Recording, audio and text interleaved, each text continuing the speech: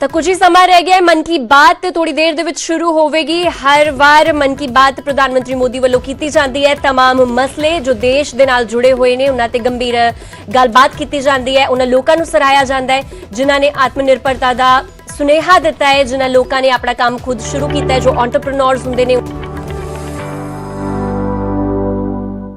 मेरे प्यारे देशवासियों, नमस्कार।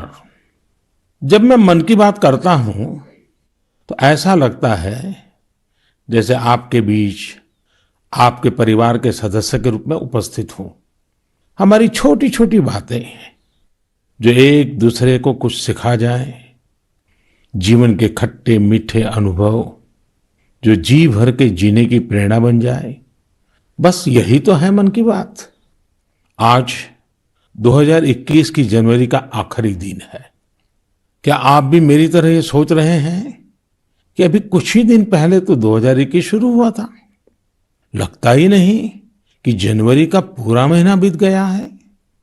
समय की गति इसी को तो कहते हैं।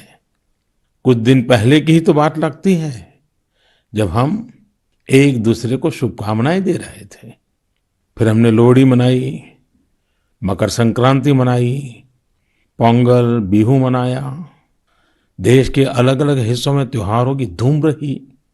23 जनवरी को हमने नेताजी सुभाष चंद्र बोस के जन्मदिन को पराक्रम दिवस के तौर पर मनाया और 26 जनवरी को गणतंत्र दिवस की शानदार परेड भी देखी। राष्ट्रपति जी द्वारा संसद के संयुक्त सत्र को संबोधन के बाद बजट सत्र भी शुरू हो गया है। इन सभी के बीच एक और कार्य हुआ जिसका हम सभी को बहुत इंतजार रहता है। ये है पद्म पुरस्कारों की घोषणा।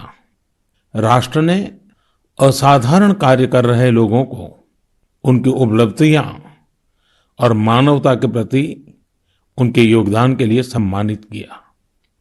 इस साल भी पुरस्कार पाने वालों में वे लोग शामिल हैं जिन्होंने अलग अलग क्षेत्रों में बेहतरीन काम किया है, अपने कामों से किसी का जीवन बदला है, देश को आगे बढ़ाया है।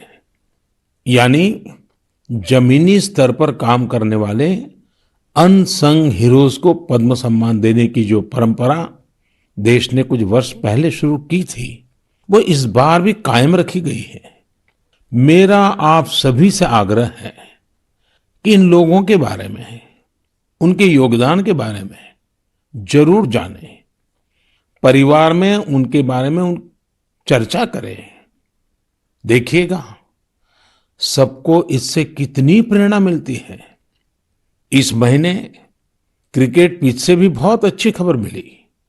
हमारी क्रिकेट टीम ने शुरुआती दिक्कतों के बाद शानदार वापसी करते हुए ऑस्ट्रेलिया में सीरीज जीती। हमारे खिलाड़ियों का हार्डवर्क और टीम वर्क प्रेरित करने वाला है।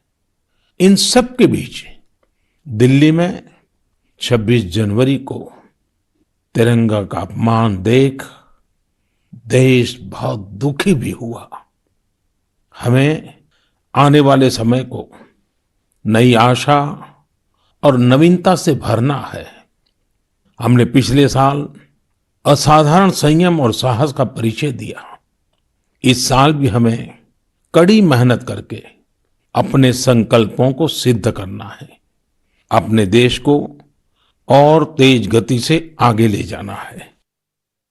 मेरे प्यारे देशवासियों, इस साल की शुरुआत के साथ ही कोरोना के खिलाफ हमारी लड़ाई को भी करीब करीब 1 साल पूरा हो गया है। जैसे कोरोना के खिलाफ भारत की लड़ाई एक उदाहरण बनी है, वैसे ही अब हमारा वैक्सीनेशन प्रोग्राम भी दुनिया में एक मिसाल बन रहा है। आज भारत दुनिया का सबसे बड़ा कोविड वैक्सीन प्रोग्राम चला रहा है। आप जानते हैं और भी ज्यादा गर्व की बात क्या है? हम सबसे बड़े वैक्सीन प्रोग्राम के साथ ही दुनिया में सबसे तेज गति से अपने नागरिकों का वैक्सीनेशन भी कर रहे हैं। सिर्फ 15 दिन में भारत अपने 30 लाख से ज्यादा कोरोना वॉरियर का टीकाकरण कर चुका है। जबकि अमेरिका जैसे समृद्ध देश को इसी काम में 18 दिन लगे थे और ब्रिटेन को 36 दिन। साथियों, मेड इन इंडिया वैक्सीन आज भारत की आत्मनिर्भरता का तो प्रतीक है ही, भारत के आत्मगौरव का भी प्रतीक है। नमो ऐप पर यूपी से भाई हिमांशु यादव ने लिखा है कि मेड इन इंडिया वैक्सीन से मन में एक नया आत्मविश्वास आ गया है। मदुरई से कीर्ति जी लिखती हैं कि उनके कई विदेशी दोस्त उनको मैसेज भेजकर भारत का शुक्रिया अदा कर रहे हैं।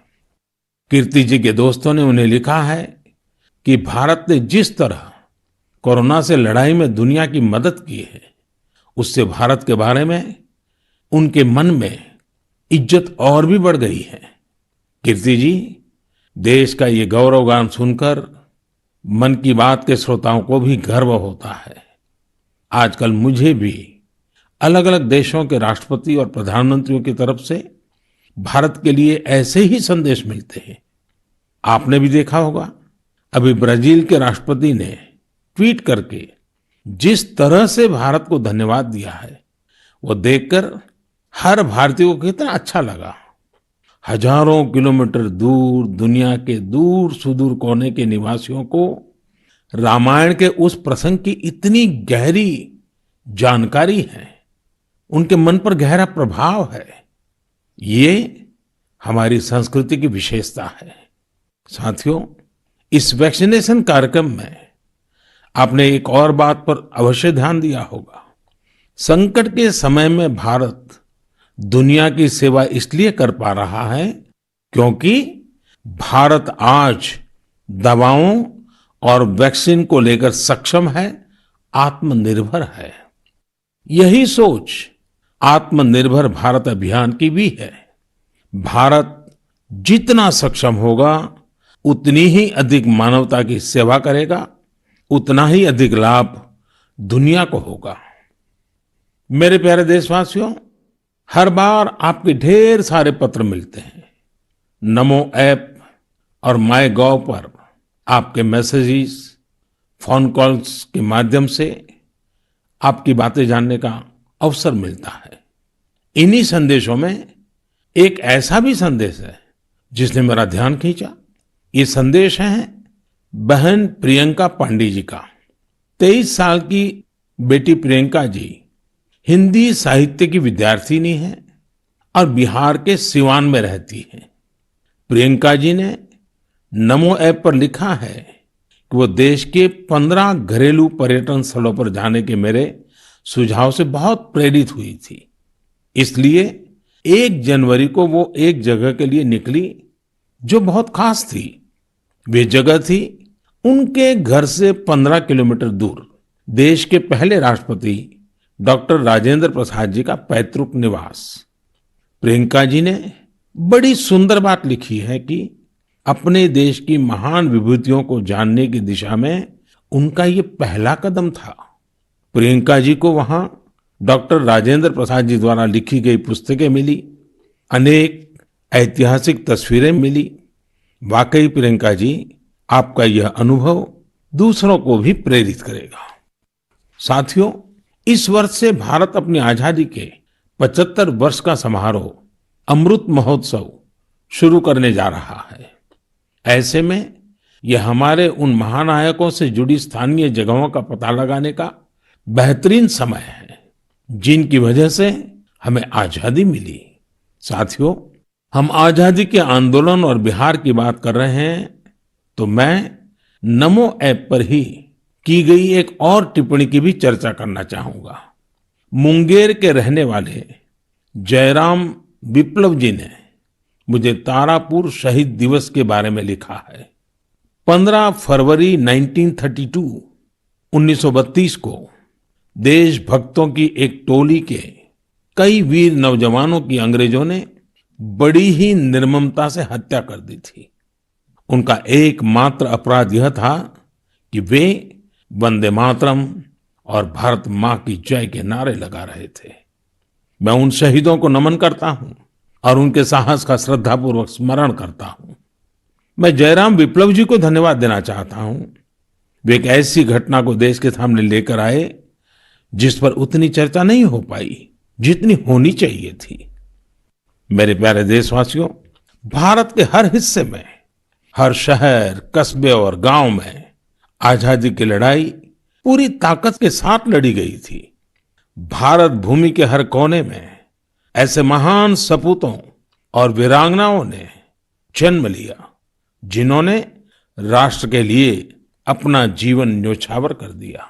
ऐसे में यह बहुत महत्वपूर्ण है कि हमारे लिए किए गए उनके संघर्षों और उनसे जुड़ी यादों को हम संजोकर रखें और इसके लिए उनके बारे में लिखकर हम अपनी भावी पीढ़ियों के लिए उनकी स्मृतियों को जीवित रख सकते हैं।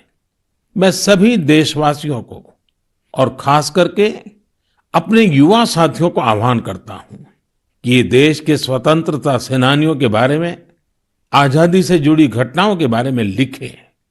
अपने इलाके में स्वतंत्रता संग्राम के दौर की वीरता की गाथाओं के बारे में किताबें लिखें। अब जबकि भारत अपनी आजादी के 75 वर्ष मनाएगा, तो आपका लेखन आजादी के नायकों के प्रति उत्तम श्रद्धांजलि होगी।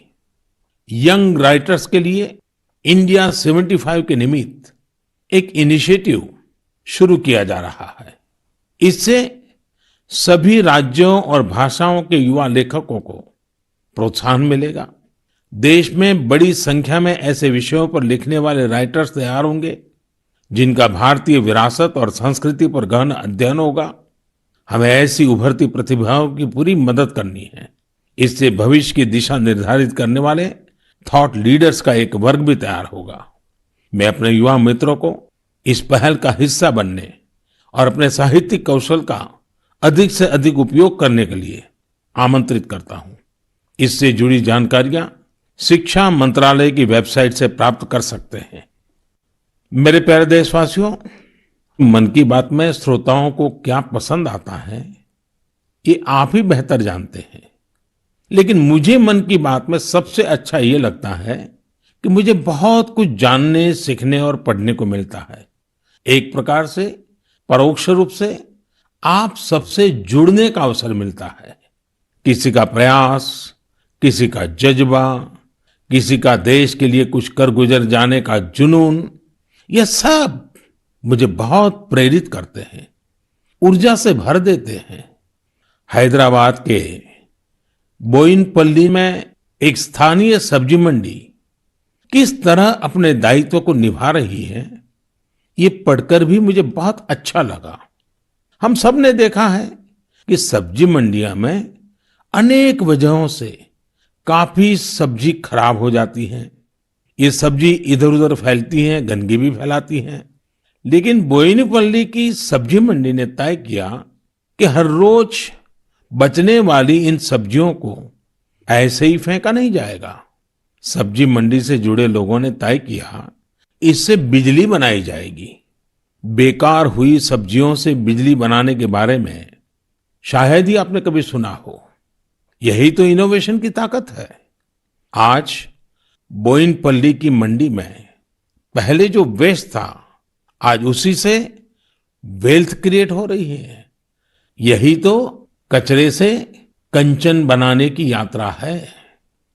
वहां हर दिन करीब 10 टन वेस्ट निकलता है। इसे एक प्लांट में इकट्ठा कर लिया जाता है। प्लांट के अंदर इस वेस्ट से हर दिन 500 यूनिट बिजली बनती है